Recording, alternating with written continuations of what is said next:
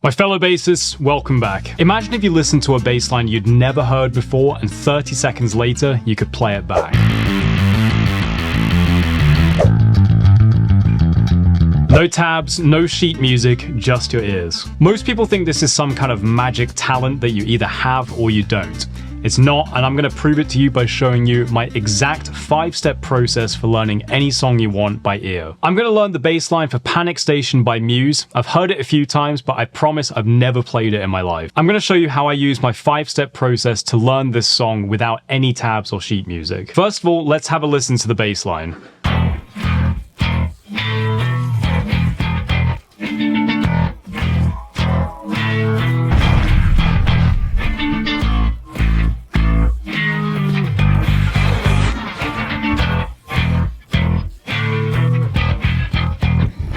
Alright, so it's a pretty cool bass line that's not that easy, but it's also not really challenging. Step 1 is I'm going to figure out the key of the bass line. The easiest way to do this, especially if you don't have too much music theory knowledge, is to just play some long, sustained notes over the bass line playing in the background, and then just see which one feels like home.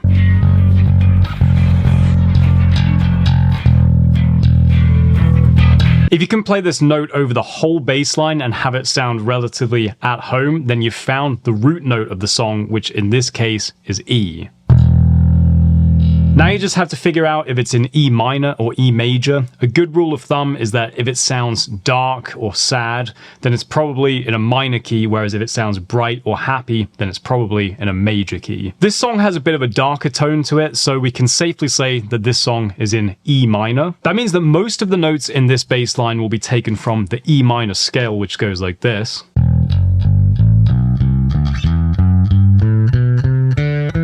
So knowing the key of the song allows you to predict the notes of the bass line a little bit more easily. Step 2 is we're going to take a small section of the bass line and just learn to sing it. I'm going to start with just the first 4 bars.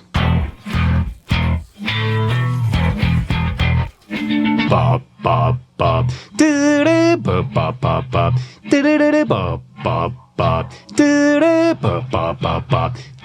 Learning to sing the bass line is the first step towards internalizing it. For step 3, I'm going to analyze the contour of the bass line. So I'm going to sing it again, but this time I'm going to make a mental note of where it stays the same, where the melody goes up and where it goes down.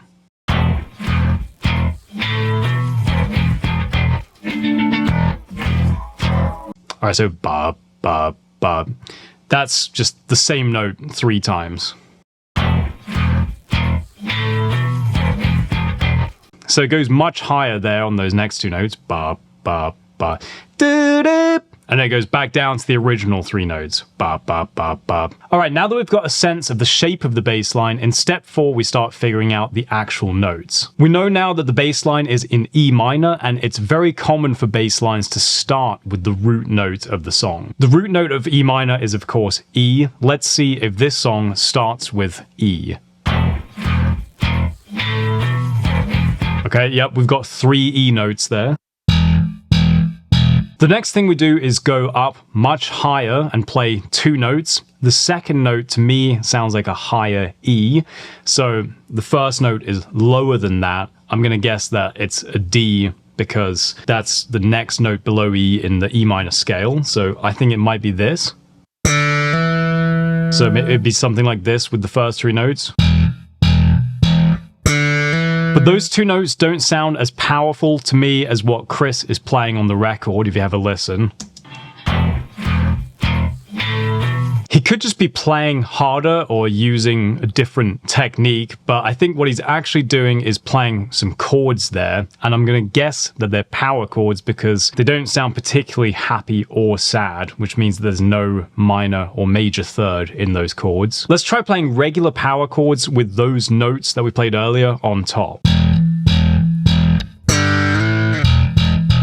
That doesn't sound quite right, so let's try playing inverted power chords there instead.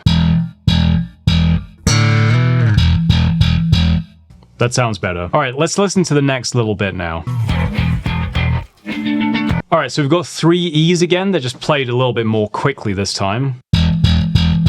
Huh? I guess it's 4 E's actually. Then we go up high again, but I think it might be even higher this time. We had this the first time. But I think this time we go all the way up to either here.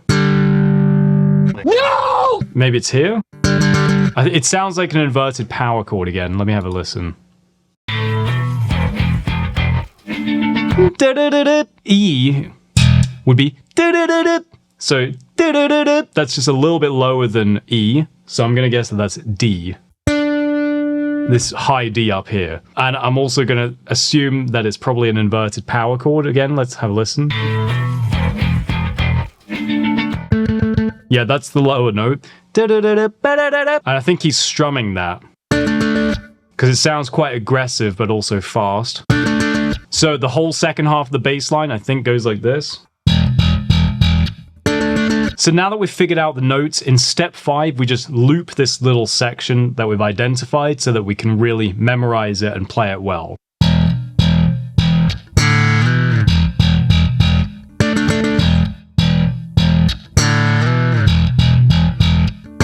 Alright, that should be pretty solidly memorized now, and all we've got to do now is just identify the next section and repeat the process. So let's listen to the next section of this bass line.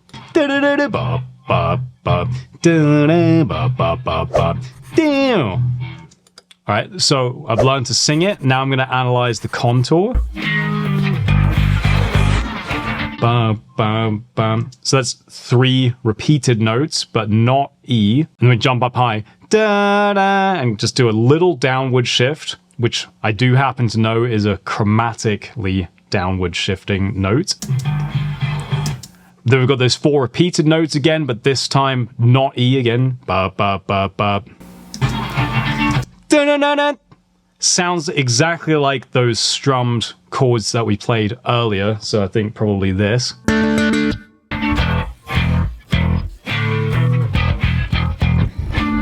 Alright, and then those 2 bars are almost exactly the same as the first 2 bars, but instead of strumming quickly, we just do 1 strum down.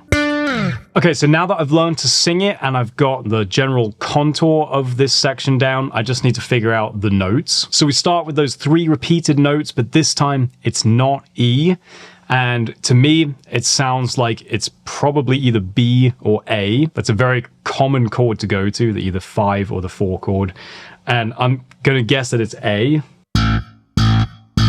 Okay. And then we've got the high bit again, descending. Sounds to me like it's descending chromatically. Da da. So ba ba ba da da. And I can hear that it's almost an octave up. Ba ba ba da. But it's actually a half step below the octave. So it's going to be A flat to G, and it's probably going to be inverted power chords again. And then it's going to jump down an octave to those G repeated notes. And then we strum those same chords we heard earlier. The whole first 2 bars of this next section go like this.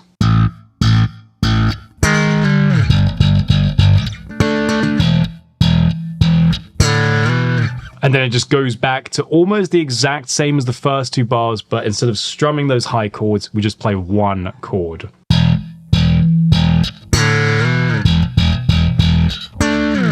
Okay, so now that I've figured out each of the 2 sections in isolation, I just have to practice putting them together and playing them from start to finish to make sure that I've really mastered the whole bass line. Let's try it out now.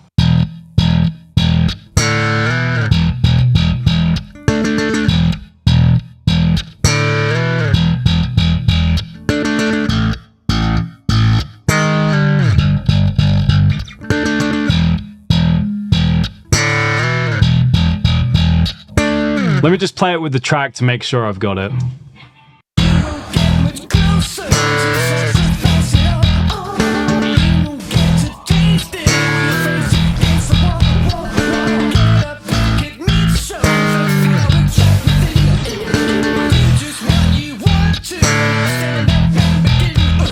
So there you go, I just learned the main bass line for Panic Station by Muse in about 10 minutes with no tabs, sheet music, chord charts or anything like that. Of course, this is a skill that takes time to master, and I've done a lot of ear training exercises over the years to get to this point where I can do it quite quickly. Ear training isn't something you can really improve just by watching YouTube videos, you have to actually do it on a regular basis. And so I've actually put together a small but growing library of call and response ear training exercises on the Basecamp Patreon. They're split into beginner, intermediate, and advanced so that you can gradually build this skill instead of just hoping that it improves. Just tap the link in the description if you want structured ear training that will eventually let you play anything by ear. Thanks for watching, have fun practicing, and I'll see you in the next lesson.